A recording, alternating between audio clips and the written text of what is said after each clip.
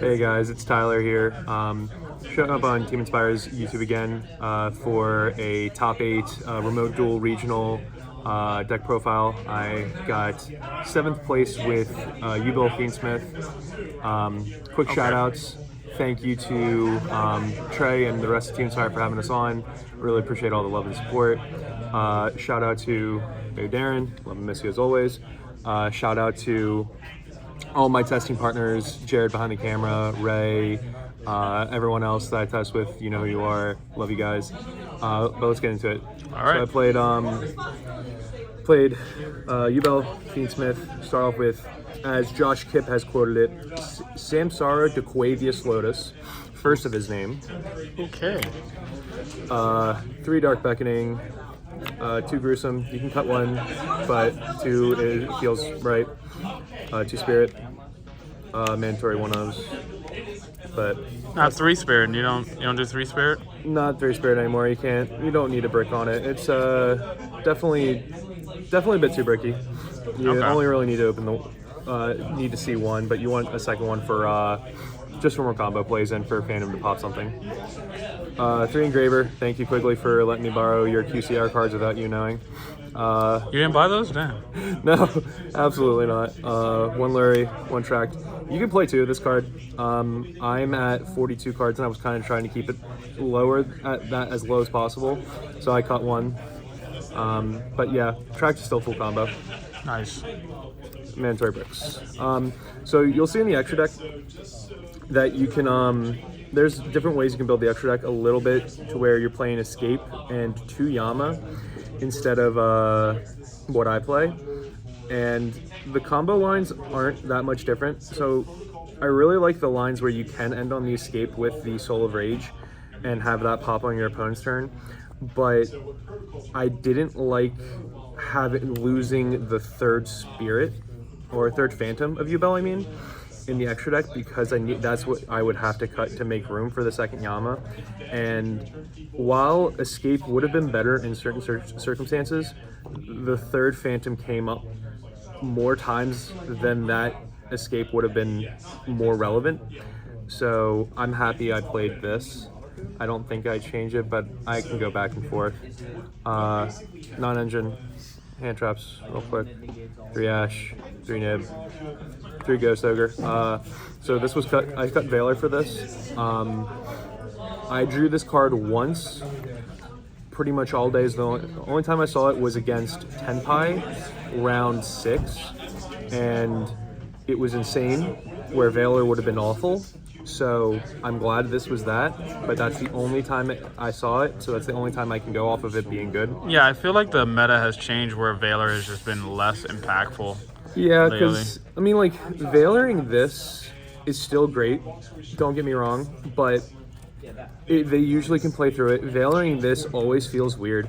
Yeah. Like, it's still okay, like, it's still probably correct to do, but it just never feels good, whereas, like, if I just hit this on Nightmare Pain, it just can almost completely stop everything you cared about. I mean, you could also just hit the secondary effect of the other continuous as well.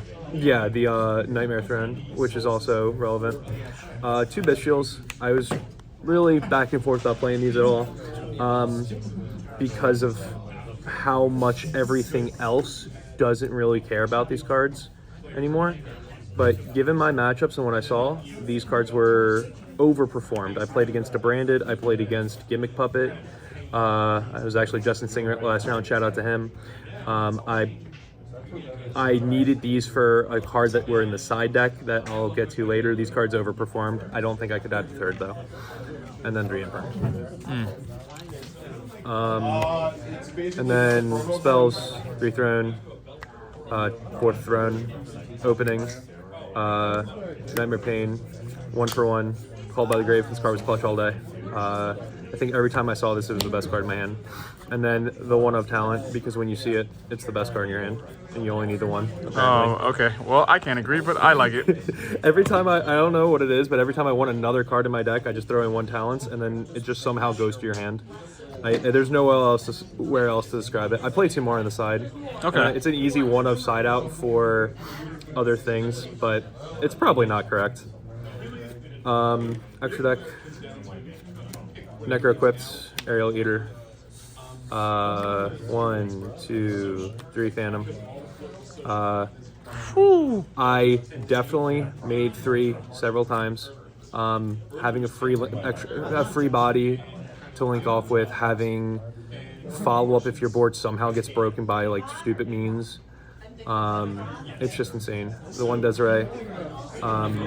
You make that a lot, Desiree, or no? I make it literally every chance I get. I'll even go through lines where I'll banish the tract to make it because Dark Beckoning Beast still ends on both of these plus your trap card with Soul of Rage.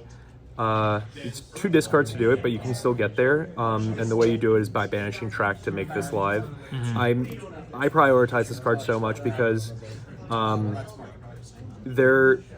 you'll always have to shotgun this a bit more frequently, and it happens more because you kind of want to get the Yubel off of it so that you can destroy with Phantom to have Yubel summon something. But this is like theoretically they're using more to deal with it. While it might only still negate 1 card, they're using multiple cards to deal with it because you're holding it.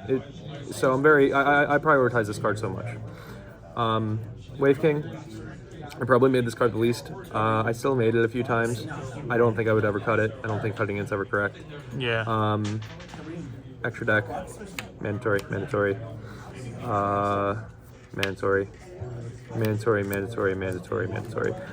So yeah, in some of the lists I've seen, you can play 2 of this card so that you can play Escape, which leaves you the ability to end on Soul of Rage, you have 1 use for your turn for your setup play, and then have a second in graveyard for your opponent's turn for even more interaction. The issue with that is I had to cut a Phantom for it, and I made this. There was so many times where the 3rd came up, whereas having the Reborn Trap would have been just okay, or just good enough. I studied the spreadsheet that Lucas Sacco made, shout out to him, religiously to prep for these past 2 weekends, and I came into points where I just wanted this more, and it's not the worst thing in the world to have that. I did side deck some more extra deck monsters though. Yeah, I think that has been a thing. People sign like 3 extra deck monsters. Yeah, so that's the first one, Soul of Anguish. Just when you go second. So this is wrong. If I was talking to Eddie Strum and Pack about this card. Eddie and I both said we missed this card. We wish this card was in our side deck just for stupid cards like Power Filter that Tenpai would put in, or stupid Floodgates that mainly Tenpai would put in. And Pack called us slow. I didn't make this once, and I made this once against. I actually don't remember what it was against, but I made it once, and it was the best card. So I'm happy I played it, but it's probably not correct. The rest of the side deck, this card's insane. It's actually just insane. I think every time I saw this card, I won. 2 more talents for when you go first. I think that card's insane, actually. Yeah, no, this card's insane. I kind of wanted to put thrusts in for a bit of a thrust package because I also played 3 Dark Ruler No More for the mirror match. I didn't play it against a single mirror match, and I sided this in once for, oddly enough, Goblin Biker. But for game 2, I went second against him because they end on F0. So this was great against it, but I didn't play against Yubel somehow. I just played against a lot of fire, a branded, and a Tenpai. No, so you got the meta, just not the other side of the meta. I played a couple of weird decks. I played against round 1 was fire, round 2 was pure Snake Eye, Fiendsmith. Shout out, that was my first loss. Shout out to Sean Pittman. Then I played against the Goblin Biker guy. Then I played against Branded, where I drew with him because lost a die roll, only opened nib, got gimmick puppeted. Game 2 I won in time, and we didn't have enough time for game 3. After that is when I played more weird decks. I played against 60 card, That Grass Looks Greener, Runic, Morphing Jar #2 and all those other Jar Mimighoul pile of crap.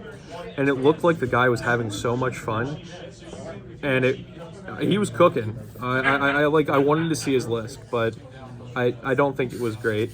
Then I played against Tenpai and then Gimmick Puppet last round. 3 Cosmic, overperformed. I don't feel right playing a side deck without these 3 cards in it, or these 6 cards in it. If they're not in my side deck, I don't know how I make a side deck anymore. And then Meloronus.